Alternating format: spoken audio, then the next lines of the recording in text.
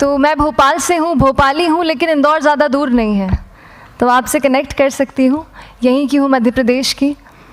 सबसे पहले तो ये कहूँगी कि जैसा मैम ने बताया कि मैंने कैसे शुरुआत की, या स्कूल में थोड़ा सा दिमाग में था, तो हाँ, स्कूल में थोड़ा सा कहीं सोचा था, कहीं शायद पढ़ लिया होगा, कहीं सुन लिया होगा कि नहीं IAS ऑफिसर नाम की कोई चीज़ होती है।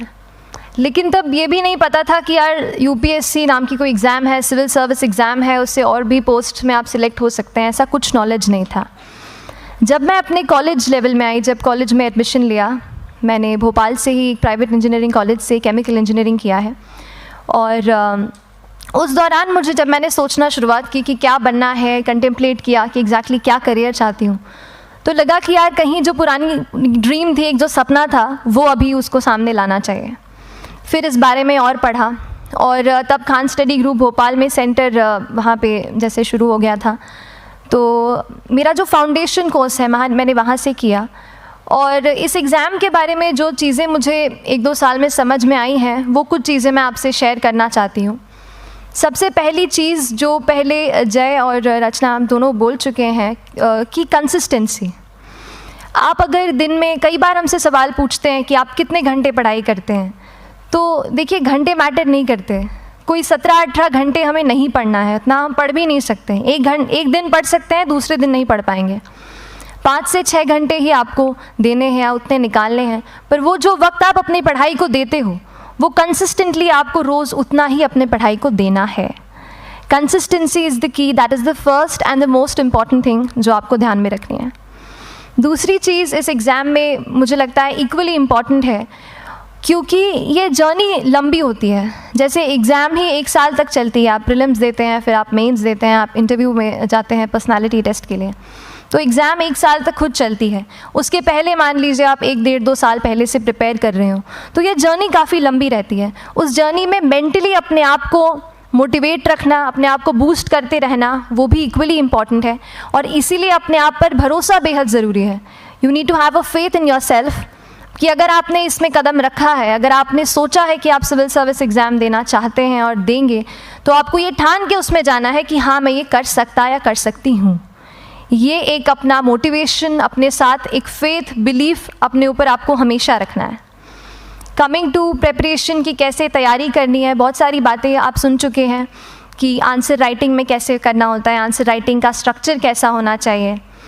तो मैं शुरू में सबसे पहले ये कहूँगी कि मेरे प्रिपरेशन का बेस 2 चीज़ें रहीं। पहला था करंट अफेयर्स। करंट अफेयर्स इसलिए मैंने उसी से शुरुआत की क्योंकि करंट अफेयर्स सबसे इंटरेस्टिंग पार्ट होता है। कई बार आपको हिस्ट्री कभी बोरिंग लगेगी, कई बार आपको लगेगा ज्योग्राफी इतना, कभी हर किसी के अपने अपने फेवरेट्स होते हैं। तो मुझे वो जो सब्जेक्ट्स लगते थे कि यार इतना मन नहीं करता है, लेकिन न्यूज़पेपर्स और करंट अफेयर्स में जो भी नया चल रहा है वो मुझे हमेशा इंटरेस्टिंग लगता था।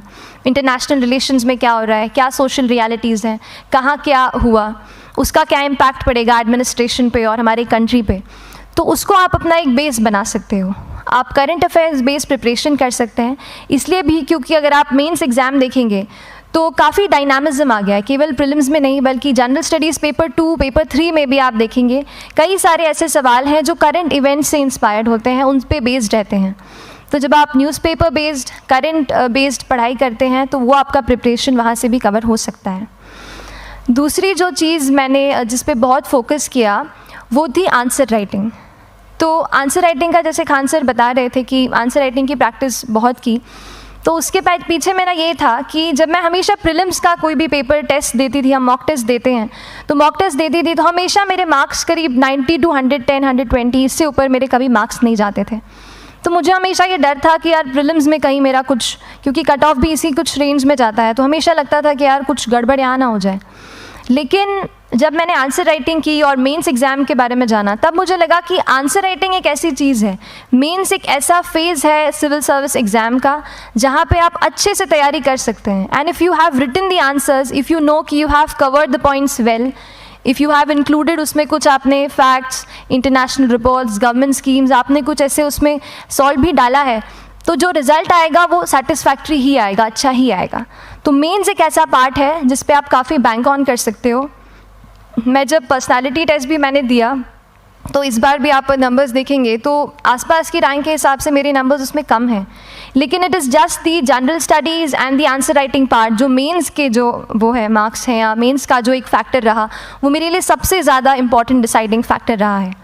तो अपना एक्सपीरियंस यही बताऊंगी कि आंसर राइटिंग पे आप विशेष फोकस कीजिए।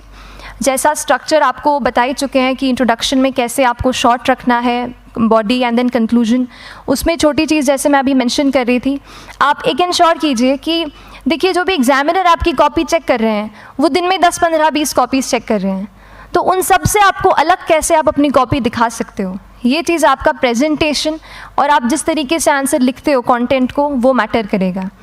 आप इंश्योर कर सकते हैं कि आपके आंसर में कुछ फैक्ट्स, गवर्नमेंट की स्कीम्स, कुछ कमिटीज़ बैठती हैं, जैसे एक प्रिवेसी पे justice BN Shri Krishna committee की रिपोर्ट आई है, तो आप मान लीजिए आपको कोई प्रिवेसी पे सवाल आ गया तो आपने उन कमेटी का नाम कोट कर दिया। ऐसे बहुत सारी कमिटीज़ होती हैं। कुछ इंटरनेशनल रिपोर्ट्स आते हैं, वो आप उनको इनके बारे में लिख सकते हैं। इंडिया का मैप आप बना सकते हैं। मैंने सीख लिया था कि 10-15 सेकेंड्स में कैसे जल्दी से मैप बनाना है और उस पर कैसे पॉइंट कुछ करना है, कुछ लोकेट करना है। तो ये कुछ ऐसी चीज़ें हैं जो आपके आंसर्स को एनरिच करेंगी और प्रेजेंटेबल बनाएंगी। तो इस तरीके से आंसर्स पे जैसे हम क्लास करते हैं, लेकिन उसके साथ साथ आपको ये कोशिश करनी है कि 1 से 2 आंसर पर डे आपको ज़रूर लिखने ही लिखने हैं, apart from the test series that you are doing. Answer writing से 2-3 चीज़ें होती हैं, ना केवल हमारी एक लिखने का हमें समझ आता है हम क्या लिखते हैं कैसा है, पर हमारा कॉम्प्रिहेंशन भी इम्प्रूव होता है। हमें कितना समझ में आया वो भी हमें खुद समझ आता है जब हम आंसर्स लिखते हैं। और इसीलिए आंसर राइटिंग पे आप फोकस कीजिए, 1 से 2 आंसर ज़रूर लिखिए। और आंसर राइटिंग के बाद the third pillar of my preparation जो काफ़ी इंपॉर्टेंट जिसने रोल प्ले किया, that was tests and test series and mocks. देखिए हम पढ़ रहे हैं यहाँ पर, I will also come to the point कि हम कैसे दिल्ली, भोपाल और इंदौर में प्रिपेयर करके बिना दिल्ली जाए हम कैसे कर सकते हैं, I will come to that point. पर उसके पहले टेस्ट की थोड़ी बात कर लेती हूँ कि टेस्ट देना क्यों ज़रूरी है। हम ये जो एग्ज़ाम दे रहे हैं सिविल सर्विस की, ये एक ऑल इंडिया लेवल एग्ज़ाम है and this cut throat competition. तो उसके लिए आप केवल पढ़ते रहें, सारी बुक्स, मटेरियल्स, स्टैंडर्ड ये करंट का सब पढ़ लें, लेकिन अगर आप ये नहीं जज कर पाए कि आपका क्या लेवल है at an all India level, तो चीज़ें समझ में आप नहीं, मतलब आप आगे नहीं बढ़ पाएंगे या सही डायरेक्शन नहीं पकड़ पाएंगे। तो इसलिए आप टेस्ट से घबराइए मत। कई बार टेस्ट का इनर्शिया होता है, ऐसे लगता है कि जब तक पूरा सिलेबस कंप्लीट नहीं कर लूँ तब तक टेस्ट नहीं दूंगा, लेकिन सच में बात ये होती है कि जब तक हम GS के मतलब पेपर देने अंदर भी घुसते हैं ना, तब भी उस सेकंड पे लग रहा होता है कि कुछ छूट गया है हमारा। तो ये चीज़ होगी ही, इसीलिए ये मैं कभी मत सोचिए कि जब तक पूरा सिलेबस नहीं कर लूँ टेस्ट नहीं दूंगा। जैसे आपका एक थोड़ा बेस बन जाता है प्रिपरेशन का, आप टेस्ट दीजिए, चाहे वो प्रीलिम्स का MCQ का टेस्ट हो या मेंस का राइटिंग स्किल की प्रैक्टिस हो, टेस्ट पे आप फोकस कीजिए।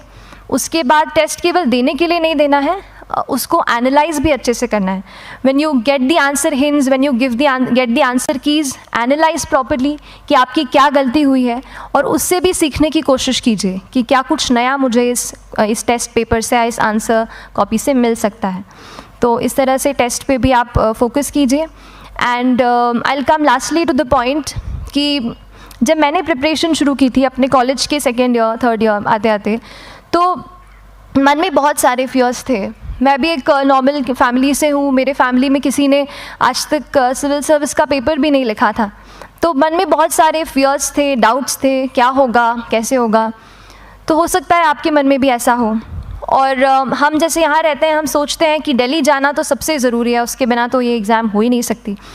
तो उस पर मैं एक चीज़ बताना चाहूँगी कि जैसे KSG जैसे इंस्टीट्यूट हैं, जो फैकल्टी भी हमें वही मिलती है जो दिल्ली में पढ़ा रहे हैं, तो ये एक बहुत पॉजिटिव पॉइंट है कि क्वालिटी का कोई दिक्कत नहीं आएगी।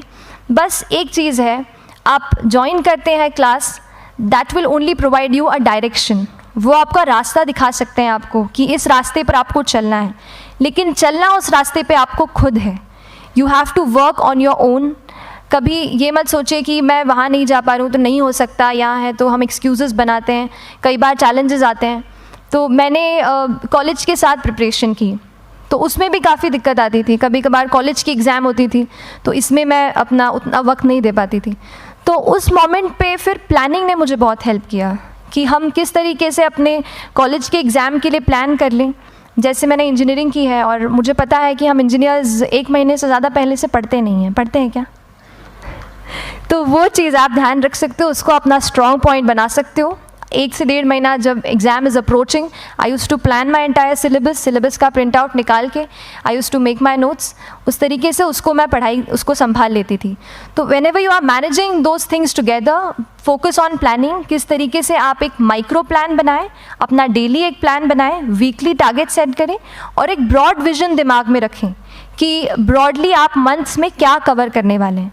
अगर आप प्लानिंग अच्छे से करते हैं तो ज़्यादातर पोर्शन आपका वहीं से कवर हो जाता है, और जब आप टारगेट्स बनाते हैं, उनको टिक करते हैं, तो एक सेंस ऑफ कंप्लीशन भी आपको मिलता है कि yes I am on the right path और मैं सही जा रहा हूँ या जा रही हूँ। तो इस तरीके से प्लानिंग पे भी इक्वली फोकस कीजिए। एंड बस यही सिंगल बिगेस्ट मैसेज मेरी तरफ से यही रहेगा कि आपने अगर ठान लिया है, अगर आप सोचते हैं कि आप एग्ज़ाम क्रैक कर सकते हैं, तो आपको रोकने वाला और कोई नहीं, आप खुद ही हो सकते हैं। तो खुद आप अपनी रुकावट कभी मत बनिए, एक्सक्यूज़ेस मत बनाइए। ऑब्स्टिकल ज़रूर आएंगे, उन्हें आपको चैलेंज करना है। Challenges are meant to be challenged. तो सही तरीके से अपने ऑब्स्टिकल्स को हैंडल कीजिए, और इस एग्ज़ाम में अगर आप सही स्ट्रैटेजी रखते हैं तो आप अपने एक अटैम्प्ट में ही इसको क्रैक कर सकते हैं। एंड एनीवेज आप जो भी अटैम्प्ट नेक्स्ट रखते हैं, दिल में यही रखिएगा कि जो ये मेरा नेक्स्ट अटैम्प्ट होने वाला है, ये मेरा बेस्ट अटैम्प्ट होने वाला है।